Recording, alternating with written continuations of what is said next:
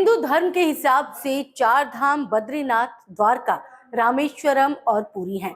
मान्यता है कि भगवान विष्णु जब चारों धाम पर बसे तो सबसे पहले बद्रीनाथ गए और वहां स्नान किया।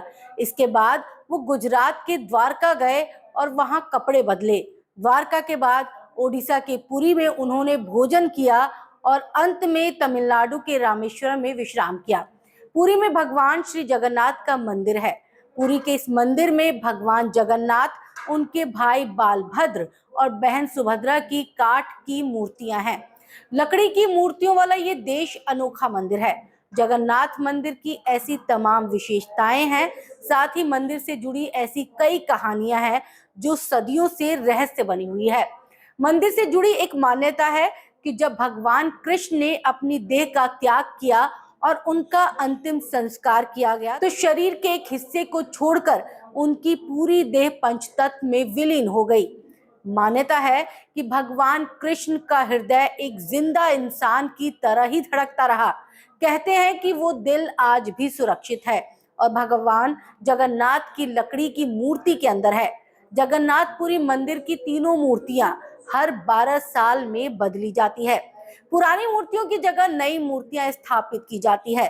मूर्ति बदलने की इस प्रक्रिया से जुड़ा भी एक रोचक किस्सा है। जिस वक्त मूर्तियां बदली जाती हैं तो पूरे शहर में बिजली काट दी जाती है। मंदिर के आसपास भी पूरी तरह अंधेरा कर दिया जाता है। मंदिर के बाहर भी सीआरपीएफ की सुरक्षा तैनात कर दी जाती है। मंदिर में किसी की भी एंट्री पर पाबंदी होती है।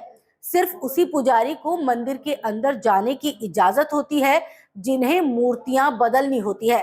पुजारी की आंखों पर भी पट्टी बांधी जाती है, हाथों में ग्लव्स पहनाए जाते हैं। इसके बाद मूर्तियां बदलने की प्रक्रिया शुरू होती है। पुरानी मूर्तियों की जगह नई मूर्तियां लगा दी जाती है, लेकिन एक ऐसी चीज है जो कभी नहीं बदली जाती। ये है ब्रह्म पदार्थ। ब्रह्म पदार्थ को पुरानी मूर्तियों से निकालकर नई मूर्ति में लगा दिया जाता है। ये ब्रह्म पदार्थ क्या है, इसके बारे में आज तक कोई जानकारी किसी के पास नहीं है। बस कुछ किस्से हैं जो मूर्ति बदलने वाले पुजारियों से सुनने को मिले हैं। ये ब्रह्म पदार्थ हर 12 साल में पुरानी मूर्ति से नई मूर्ति में बदल दिया जाता है, लेकिन मूर्ति बदलने वाले पुजारी को भी नहीं पता होता कि वो आखिर क्या है। मान्यता यह है कि इस ब्रह्म पदार्थ को अगर किसी ने देख लिया तो उसकी मौत हो जाएगी। कहा यह भी जाता है कि अगर इस पदार्थ को किसी ने देख लिया तो सामने वाले के शरीर के चीथड़े उड़ जाएंगे। एक किस्सा ये है कि इस ब्रह्म पदार्थ को हमेशा श्री कृष्ण से जोड़कर देखा जाता है। मूर्ति बदलने वाले कुछ पुजारियों ने बताया कि जब ब्रह्म पदार्थ पुरानी मूर्ति से निकालकर नई मूर्ति में डालते हैं तो हाथों से ही ऐसा किया जाता है।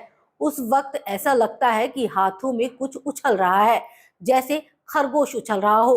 कोई ऐसी चीज है जिसमें जान है। क्योंकि हाथों में दस्ताने होते हैं, इसलिए उस पदार्थ के बारे में ज्यादा एहसास नहीं हो पाता। यानी ब्रह्म पदार्थ के किसी जीवित पदार्थ होने की कहानियां जरूर है, लेकिन इसकी हकीकत क्या है ये कोई नहीं जानता। जगन्नाथपुरी मंदिर समंदर किनारे पर है। मंदिर में एक सिंह द्वार है। कहा जाता है कि जब सिंह द्वार में कदम अंदर नहीं जाता तब तक समंदर की लहरों की आवाज सुनाई देती है, लेकिन जैसे ही सिंह द्वार के अंदर कदम जाता है लहरों की आवाज गुम हो जाती है। इसी तरह सिंह द्वार से निकलते वक्त वापसी में जैसे ही पहला कदम बाहर निकलता है समंदर की लहरों की आवाज फिर से आने लग जाती है। ये भी कहा जाता है कि सिंह द्वार में कदम रखने से पहले आसपास जलाई जाने वाली चिताओं की गंध भी आती है, लेकिन जैसे ही कदम सिंह द्वार के अंदर जाता है ये गंध भी खत्म हो जाती है। सिंह द्वार की ये रहस्य भी अब तक रहस्य ही बने हैं। आमतौर पर मंदिर, मस्जिद या किसी बड़ी इमारत पर पक्षियों को बैठे हुए देखा जाता है, लेकिन जगन्नाथ मंदिर पर कभी किसी पक्षी को उड़ते हुए नहीं देखा गया। कोई पक्षी मंदिर परिसर में बैठे हुए दिखाई नहीं देता। यही वजह है कि मंदिर के ऊपर से हवाई जहाज, हेलीकॉप्टर के उड़ने पर भी मनाही है। जगन्नाथ मंदिर करीब 4 लाख वर्ग फीट एरिया में है। इसकी ऊंचाई 214 फीट है। आमतौर पर दिन में किसी वक्त भी इस इमारत या चीज या इंसान की परछाई जमीन पर दिखाई देती है, लेकिन जगन्नाथ मंदिर की परछाई कभी किसी ने नहीं देखी। इसके अलावा मंदिर के शिखर पर जो झंडा लगा है उसे लेकर भी बड़ा रहस्य है। इस झंडे को हर रोज बदलने का नियम है। मान्यता है कि अगर किसी दिन झंडे को नहीं बदला गया तो शायद मंदिर अगले 16 सालों के लिए बंद हो जाएगा।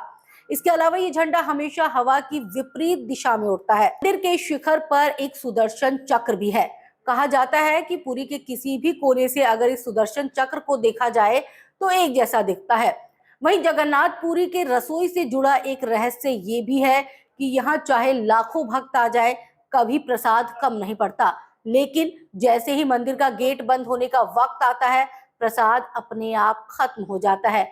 यानी यहाँ प्रसाद कभी व्यर्थ नहीं होता है। इसके अलावा मंदिर में जो प्रसाद बनता है वो लकड़ी के चूल्हे पर बनाया जाता है। ये प्रसाद 7 बर्तनों में बनाया जाता है। सातों बर्तन को एक के ऊपर एक करके एक साथ रखा जाता है। यानी सातों बर्तन चूल्हे पर एक सीढ़ी की तरह रखे होते हैं। सबसे हैरानी की बात यह है कि जो बर्तन सबसे ऊपर यानी 7वें नंबर का बर्तन होता है, उसमें सबसे पहले प्रसाद बनकर तैयार होता है। इसके बाद छठे, 5वें, चौथे, तीसरे, दूसरे और पहले यानी सबसे नीचे के बर्तन का प्रसाद तैयार होता है। तो हमने आपको आज बताया जगन्नाथपुरी मंदिर के कुछ रहस्य।